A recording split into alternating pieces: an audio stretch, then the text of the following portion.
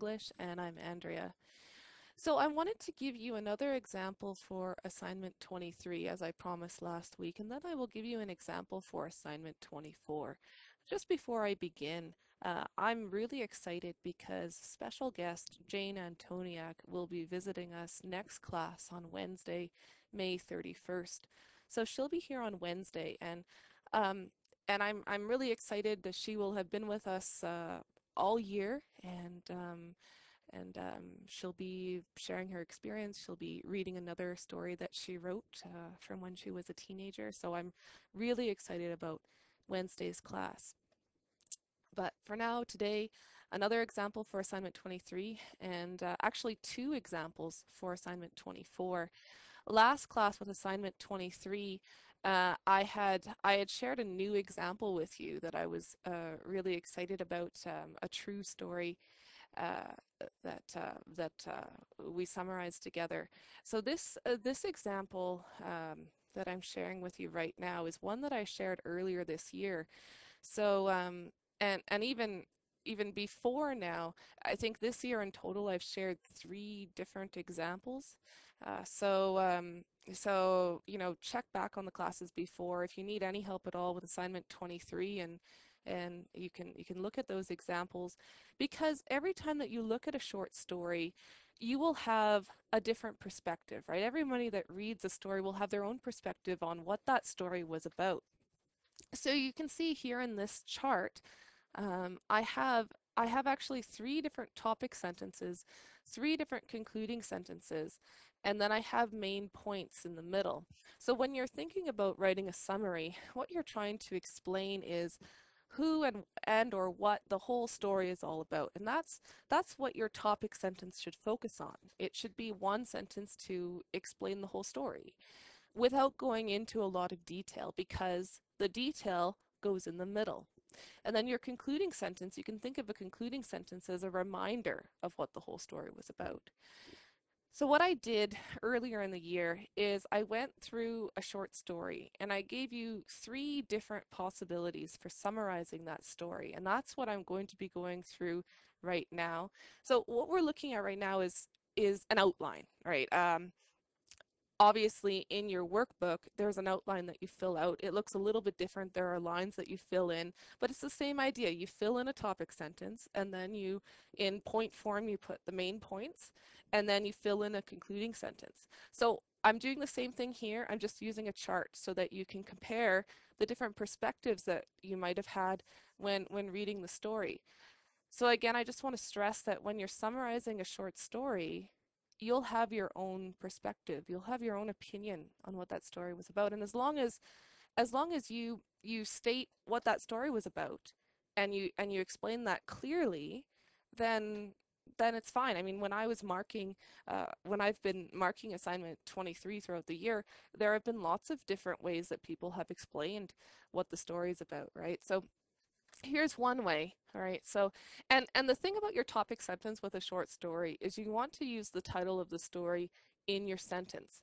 So for those of you that can't see the screen here, I've used quotation marks around the title, and the title of the story is Bush. So I say with my topic sentence here, in Bush, the author explains how two people spent time in the bush. That could be what you think the story is all about. That's all you need to say in your topic sentence. And then the concluding sentence, your concluding sentence again will be similar to your topic sentence, but not the same. I've said, in conclusion, this story explains a bush trip that two people enjoyed. So you're saying pretty much the same thing that I said in the topic sentence, except of course I don't use the title again, right? And I use slightly different words. So then when we look at the main points, think about the plot of the story, the main things that happen, right? So, without reading the story again to you, what happened in the story was the two people, they drove to their starting point. It even said where it was off of Chapleau Road, and this was near Wawa, and they weren't sure where they'd end up. But they wanted to hunt for moose. So they started canoeing along the Jack Pine River, and they saw blueberries, many trees. So they're just describing what it was like to go canoeing. And then they survived a cold night, and then the next morning got a moose. So if we looked at the main things that happened in the story, that's those are the things that happened. And then the whole story itself, sorry, and then the whole story itself was about how they spent time in the bush. Now, another way that we could look at it is we could say that, okay, well, this is really a hunting trip, right? Maybe you think that it's a hunting trip. It's not just two people going in the bush. You think it's a hunting trip. Okay, so then your topic sentence would change a bit. You'd say something like, in Bush, the author describes a hunting trip that two people took. In the concluding sentence, you might say something like this. So, in this story, two people's hunting trip was a success, right? Because, of course, they got the moose in the next morning. And then your main points would actually be the same. They still drove to their starting point. They still canoed. Um, they still saw some things as they were canoeing, and they still got through the night and then got a moose the next morning.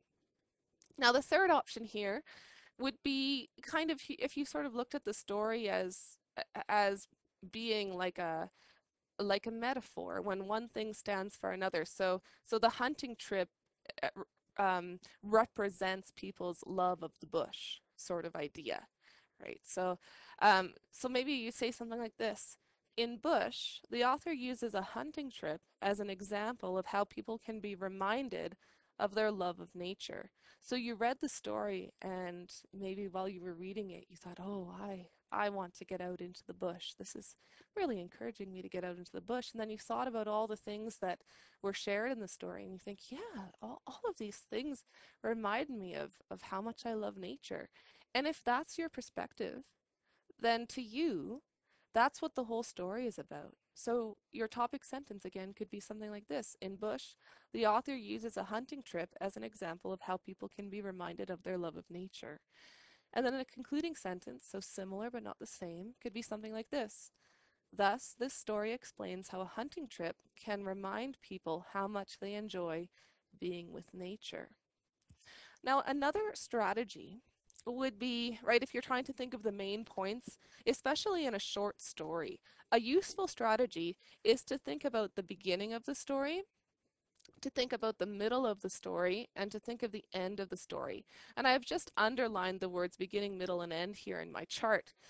So I've taken a different approach to explaining the main points because in this perspective, right, in this explanation, in this summary of the story, I'm still using my own words, right? Very important when you write a summary to use your own words to explain things. But when I'm explaining it, and I'm explaining it as kind of this whole story is about this reminder to love nature, right? So I'm not really concerned about first they did this, then they did that, then they did this, right? I mean, that approach works whether they're just in the bush or whether they're on a hunting trip, right?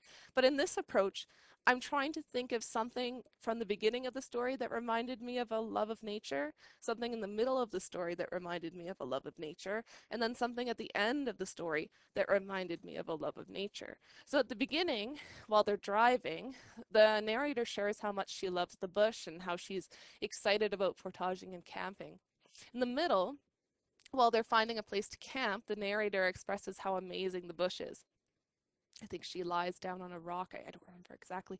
And then at the end, when they encounter the moose, the narrator reflects on why they made the trip in the first place, about how, it was, she mentioned something about the hunt just being part of it, right? Part of it meaning part of the whole experience of being in the bush, right? So then when we look again at our concluding sentence, it really ties this idea together, this whole idea of the love of the bush and how the story reminds us of it, because I'd say something like, thus, this story explains how a hunting trip can remind people how much they enjoy being with nature.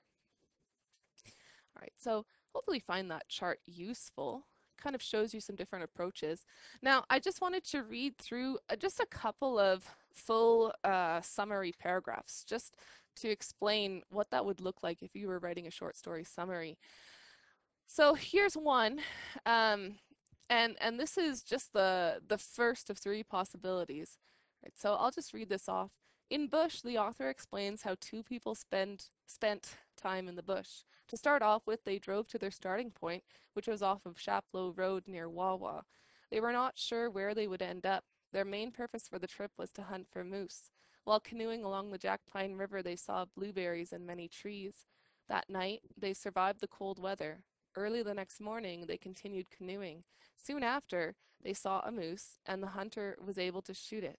In conclusion, this story explains a bush trip that two people enjoyed. So that's one way, right? If you're thinking about a bush trip, first they did this, right? Then they did that, then this happened, and then this happened. That's one way to go about explaining it. And you can see that I've used my own words. And something else that's important is that you also have transitions. So transitional words, transitional expressions. You always put a comma after a transition. The transitions that I have are to start off with, comma, that night, comma, early the next morning, comma, soon after, comma, and then in conclusion, comma. So with the in conclusion, that's a really easy way to end a paragraph. It's particularly useful to have a transition with your concluding sentence, just to let people know that it's the end of your summary. And you notice all of these transitions, right? To start off with that night, early the next morning, soon after, they all relate to time, right? Or to things that happened at certain times, because that's what the focus of this summary is just explaining how they spent time in the bush. So what they did and when, and in the order that it happened, of course. All right, and now the second of three possibilities, the middle is going to be the same, right? But I just changed the topic sentence a little bit. In Bush, the author describes a hunting trip that two people took, right? So then I just changed my transitions a little bit. First, along the way, that night, early in the morning, soon, and then at the end, I have a different transition. So instead of in conclusion, I have so. So, in this story, two people's hunting trip was a success. So I still went through the order of things as they happened, but I just, at the very beginning, I said that it's all about a hunting trip instead of all about being in the bush. It's the only difference. And both would be perfectly correct summaries. Now, this one I do want to read out. This is the third, and you want to make sure that you use your own words. And by taking this approach, I think it's even easier to use my own words because I'm thinking about, okay, overall, this story reminds us of a love of nature. And I can sort of pick out details from the beginning, middle, and end of the story that help explain how the story does that. So let me read this out. In Bush, the author uses a hunting trip as an example of how people can be reminded of their love of nature. In the beginning, as they drive to their starting point, the narrator shares how much she loves the bush. She is excited about portaging and camping. In the middle, while they find a place to camp for the night, the narrator expresses how amazing the bush is. She wanted to say to her hunter friend, "You can't tell where I end and the bush begins." At the end, when they encounter a moose, the narrator reflects on why they made the trip in the first place. She explains how every time that she goes hunting, she is reminded of how much she loves the bush. Thus, this story explains how a hunting trip can remind people how much they enjoy being with nature. So, your perspective on the story will help you explain what it's all about, but you're focusing on the main details, right? And you're explaining those main details in your own words. And what can be challenging is getting that good topic sentence and that good concluding sentence at the beginning and then at the end of your summary. And we'll actually be getting into that more when we talk about assignment 24. So the assignment 24 is a newspaper article summary. So I wanted to start with an example from earlier in the year to give you an idea of what to do. So a newspaper article will be a little bit different than a short story. And I'll explain a bit more about how I feel, in my opinion, it's easier to summarize a newspaper article than it is to summarize a short story.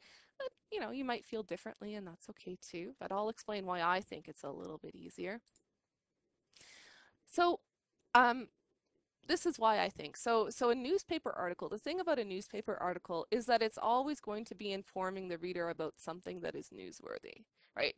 Newsworthy just means it's important to people for some reason, right? So when you're summarizing a newspaper article, you need to explain what the article tells us about, right? So maybe it's an event or an activity. So you're saying which event or activity it is, and then you're also saying who is involved in that activity.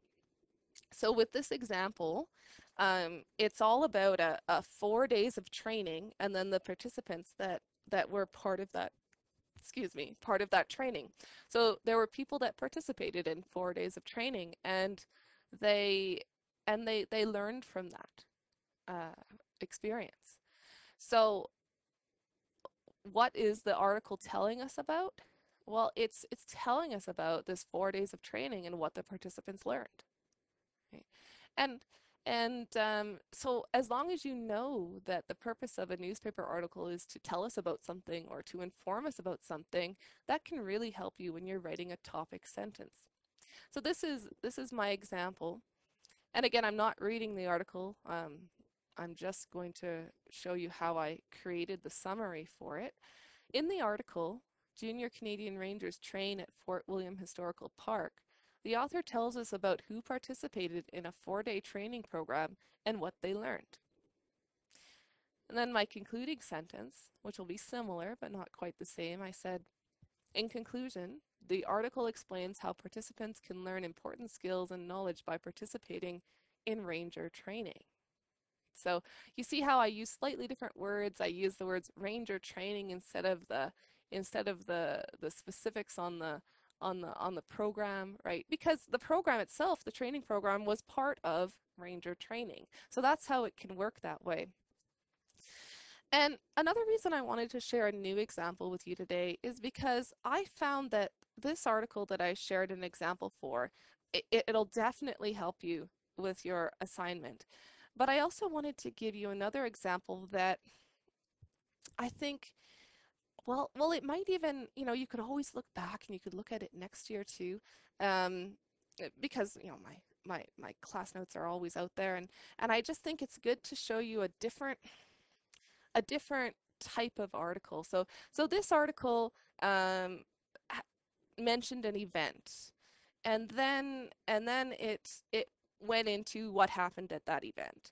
But what I'm sharing with you today will be an event, but it'll go right into how people experience that event. So it's written a little bit differently, I guess you could say. So I wanted to make sure that this year I shared a new example with an article that was written a little bit differently, just to show you that when you're reading, you might need to focus on different things that are important. So probably the biggest thing with this particular article was how there was a lot of things that they did at during the 4 days.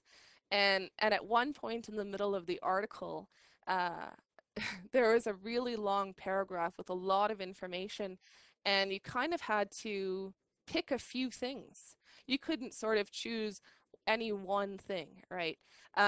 You had to pick a few things, and that's okay as long as you're sharing what you think are the main points. That's all that matters, right? So I'll just go through these main points here. So made friends, learned about each other, right? And so I they talked about, a certain number of people from here and a certain number of people from there and a certain number of people from there. And I just added those all up to get 86 people in total from different communities. So I had to kind of group information together with this article. And then I thought, okay, what could I say kind of in general about what they learned? Well, learned about culture and traditional ways of living.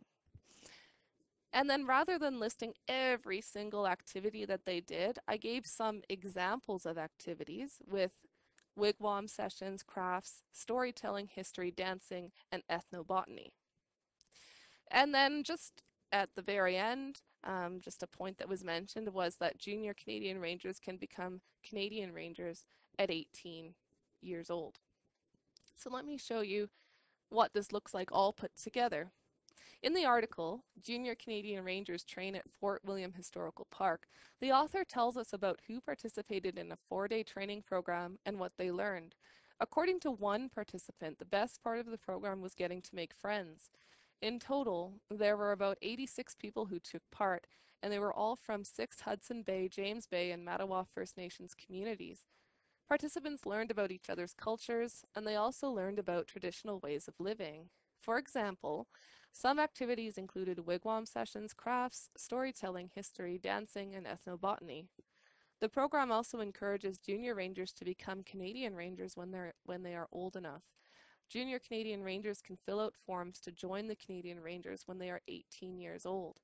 In conclusion, the article explains how participants can learn important skills and knowledge by participating in ranger training.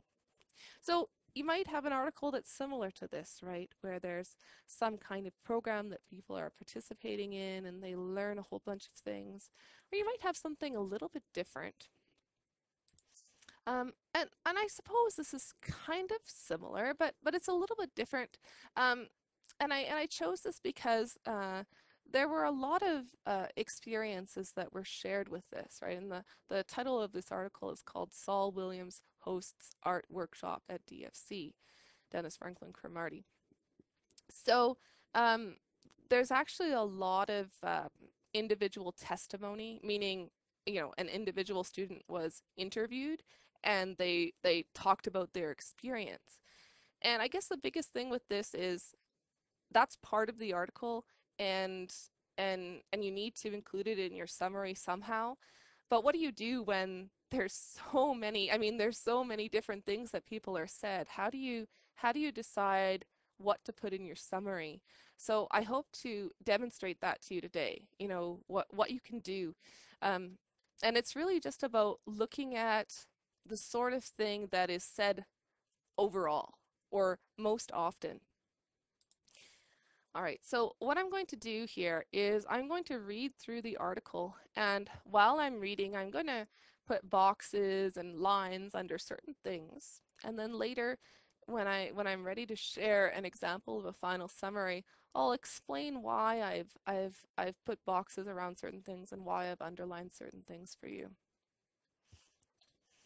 All right, so again, the title of this, just for space, I didn't put it on the next page, is Saul Williams Hosts Art Workshop at DFC.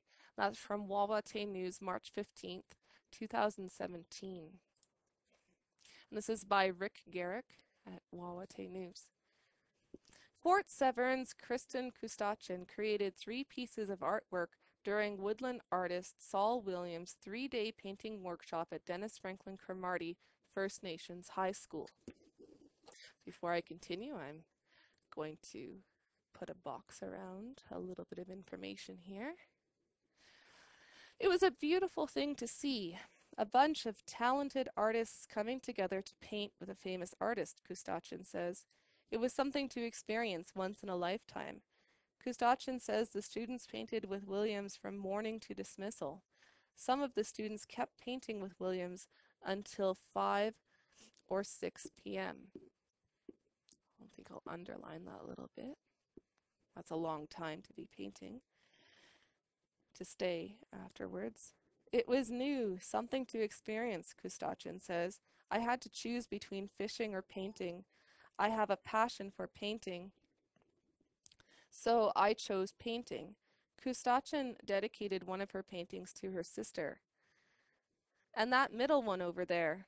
I was feeling homesick that day, so I decided to do a painting that reminded me of home. The one with the polar bear and the 2 cubs, Kustachin says. And my cousin, I painted her in that picture. Oh, I should have practiced pronouncing. Okay, so K.I.'s, there we go. K.I.'s Montana Lachenette says, Williams taught him and the other students as they worked on their art. I wouldn't have made that painting if it wasn't for him, because he would teach us along the way, Lachenette says. He would be painting his own painting while we were doing the same, and he was still talking to us. He basically just wanted the concept of knowing yourself and where you come from, and I just tried to apply that to my painting. I'm just going to underline that because I think that that's another important thing, this concept that was taught to them. Sachago's Jordan Johnup says he worked really hard, says she worked really hard on her painting during the workshop. These two birds, they're in love, they're dancing, Jonup says. I put the ends dark because I wanted the light to really focus on them. Kiwewin's Jaylene Harper says the opportunity to create artwork made her feel proud of herself. It was really fun. I had fun working with him, Harper says, noting that she was one of the students who kept painting after school was dismissed. I really love painting. Ever since I did my first painting, I just wanted to keep going. It was awesome to learn more about painting. Harper's mother, Stella Anishinaabe, was proud of her daughter's artwork. So that another mention of being proud. It surprises me, Anishinaabe says. She's doing pretty good. I hope she will be an artist in the future. About 17 to 20 DFC students participated in Williams' painting workshop, which was held from February 14th to 17th in the DFC art room. Oh, sorry, I forgot to change pages here. So about 17 to 20 DFC students participated in Williams' painting workshop, which was held from February 14th to 17th in the DFC art room.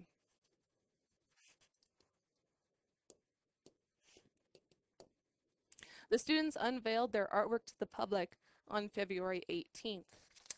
I was amazed by their talent, says Williams, education director in Weagamau and one of the woodland artists featured in the McMichael Canadian Art Collection.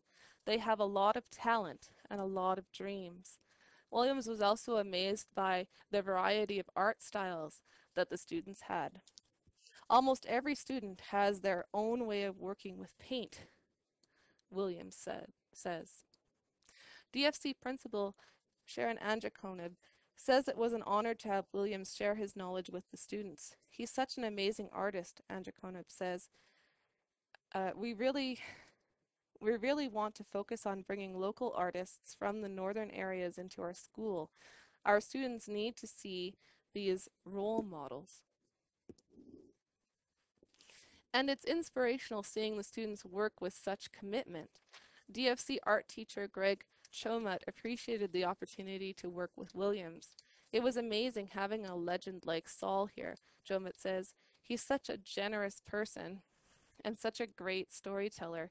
It's hard to find words to explain how much I appreciated having him here this week and how great it was to spend my whole week painting. Who gets to do that?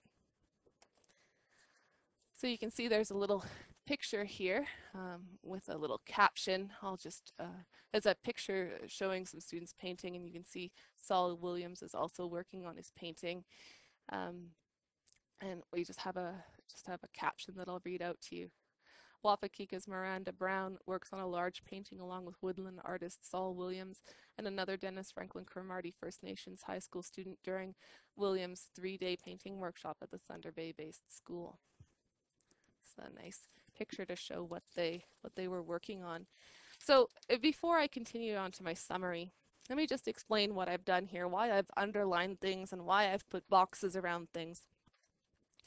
The first thing is that when you look at a newspaper article, probably the most important information will be found in the lead paragraph. The lead paragraph is the first paragraph. Okay. So you want to start with the first paragraph and really look at it and see if there's something that you might find useful for your summary, right? So the first paragraph is the lead paragraph, and it gives important information.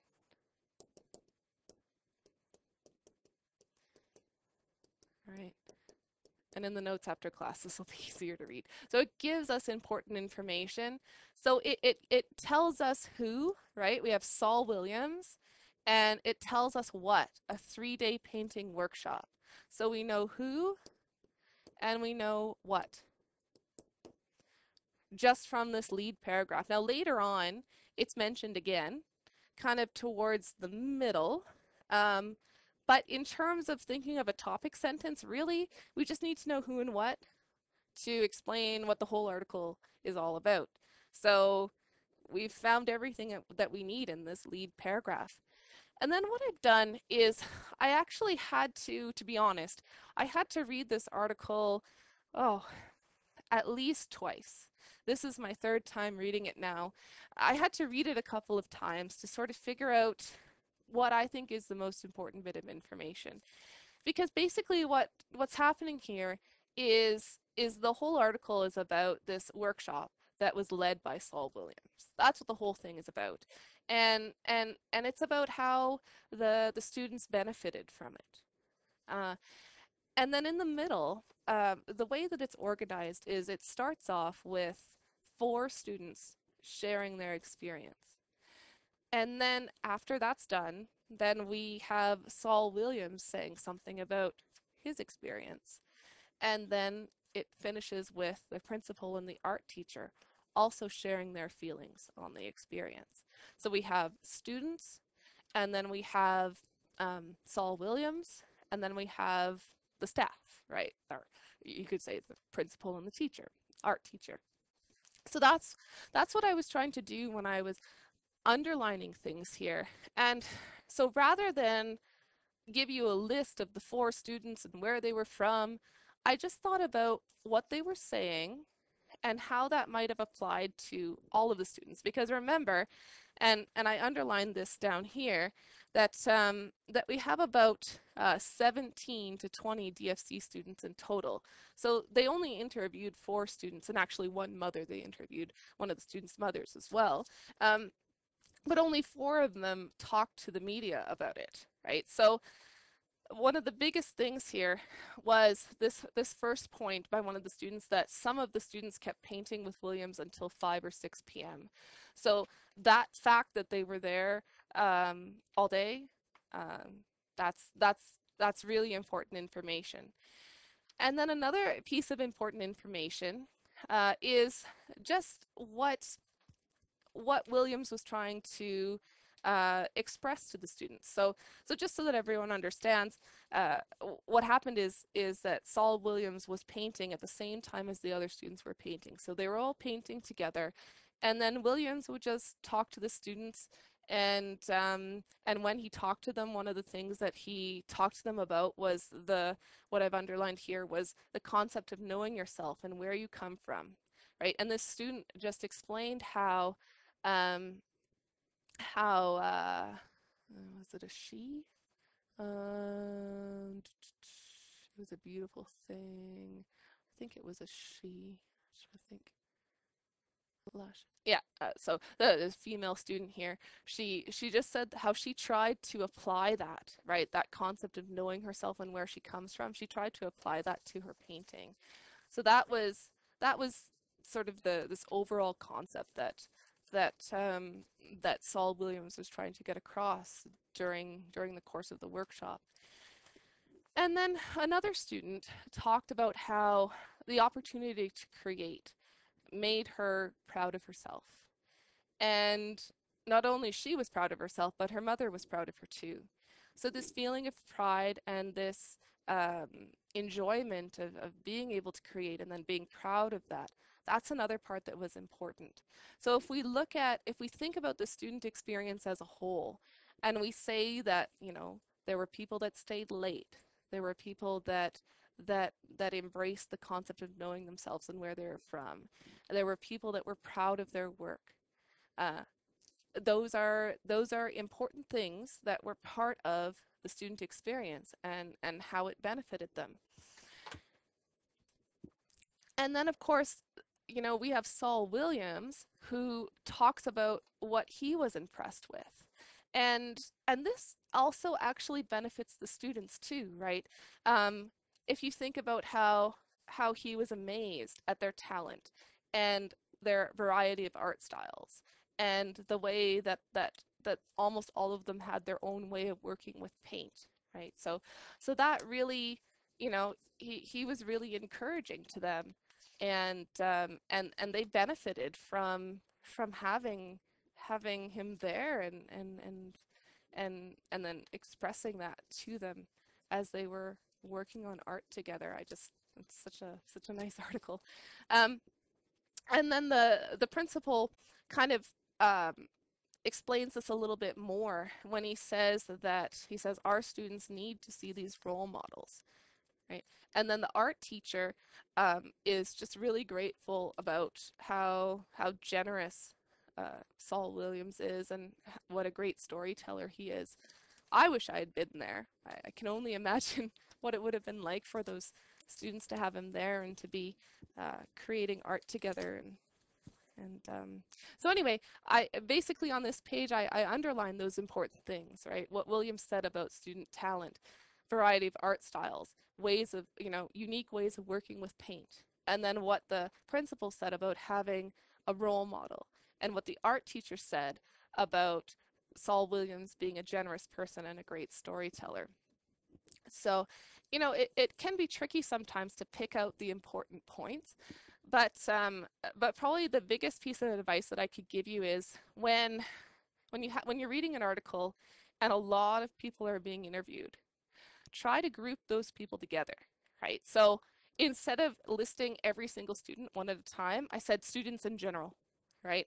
And then I took what I thought were the main points that students mentioned, right? So how they stayed late, and the concept that they learned about knowing themselves and where they come from, and pride.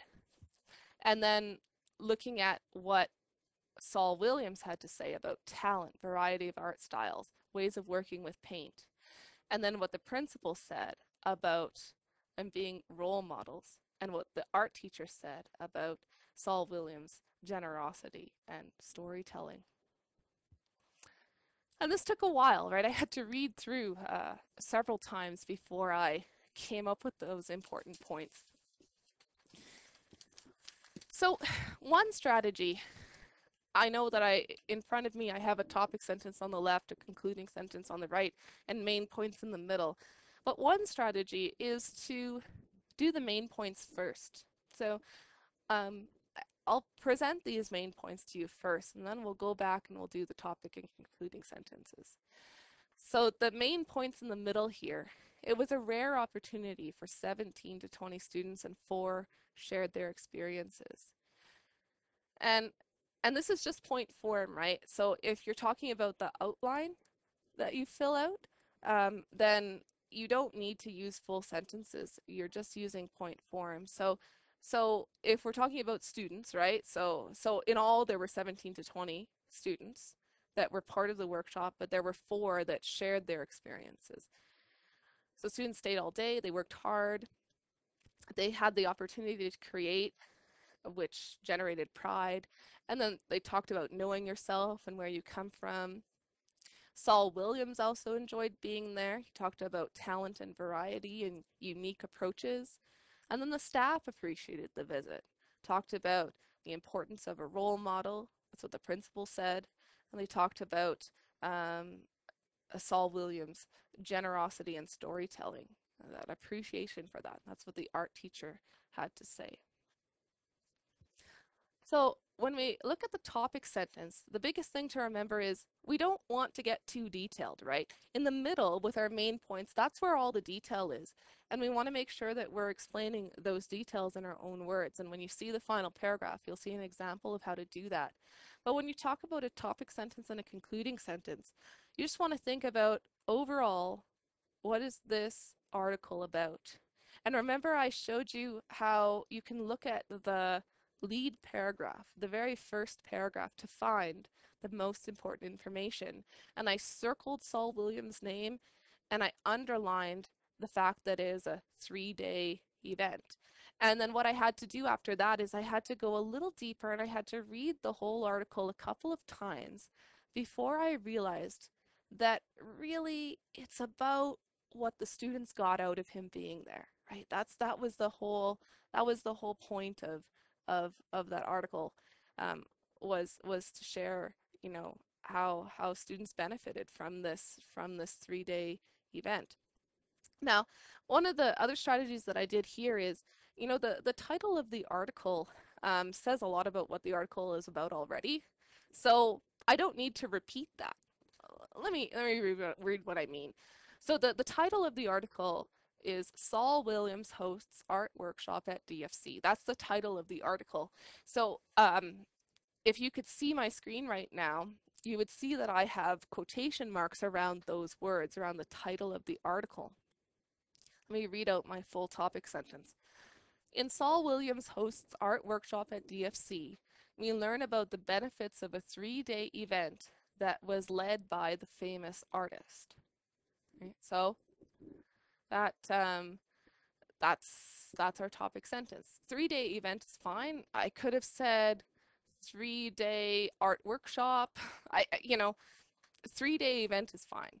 And then in my concluding sentence, this is what I've said. So this article is all about how a 3-day workshop led by Saul Williams benefited the students at the school.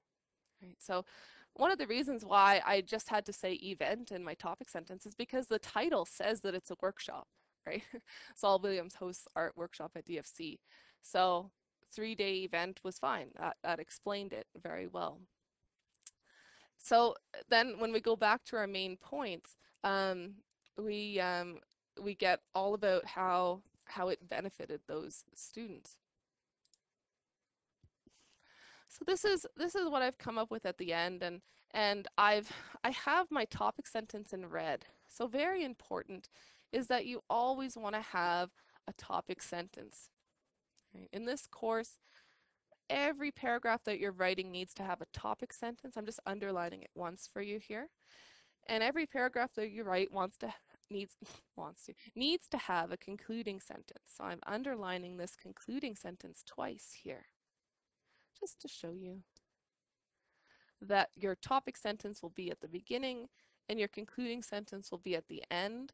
And while I read this out, I will circle my transitions, because just like with every other paragraph that you write for this course, you want to use at least 3 transitions. All right, here I go. I'll read it out to you.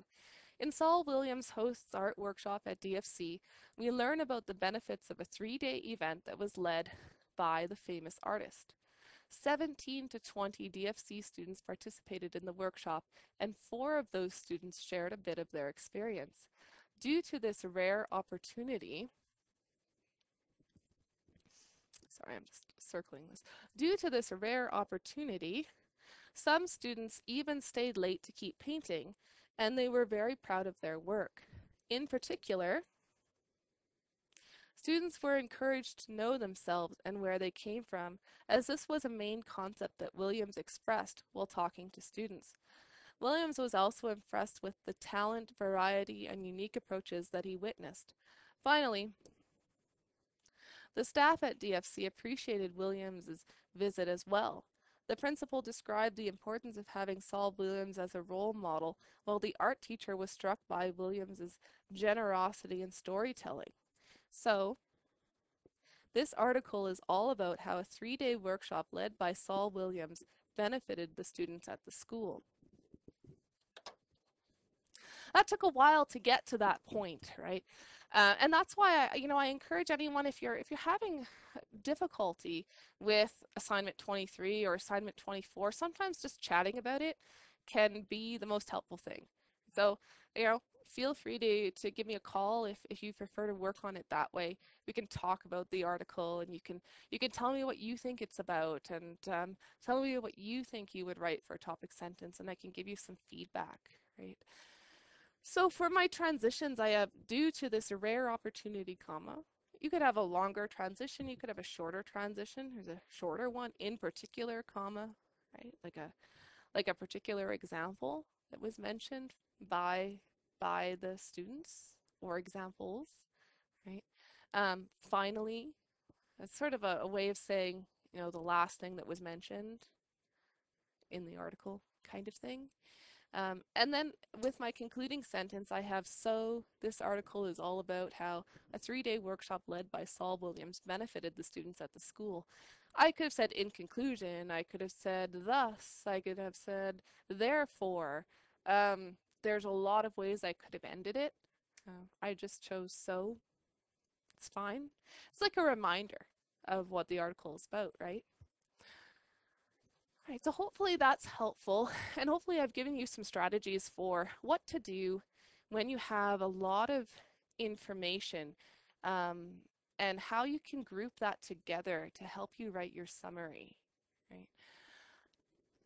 Just the last little bit here before I go. Um, this is what you should try to finish off by next week. So by Monday, June 5th, try to finish assignments 23 and 24. Maybe some of you are already done assignment 23, which is great. I just know that these two assignments tend to take the longest out of all of the assignments. So assignment 23, again, that's your short story summary. And that's textbook pages 47 to 50. Remember to read The Journal by Jane Antoniak, and workbook pages that you'll fill in, 46 to 47. And then assignment 24, that's your newspaper article summary. And that's textbook pages, oh, I wonder what that is. Probably 50 to 51 or 51 to 53. That's a typo. I'll fix it in the notes after class. Sorry about that. So anyway, it's 2 pages after the short story summary information. So remember to read Military Learned to Survive in Ontario's Far North, and then workbook pages 48 to 49. And just a final reminder, next class, Wednesday, May 31st, we will have special guest Jane Antoniak. Please do your best to attend that class. Well, thank you to everybody who is listening this evening, and till Wednesday. All right, have a great night. Bye.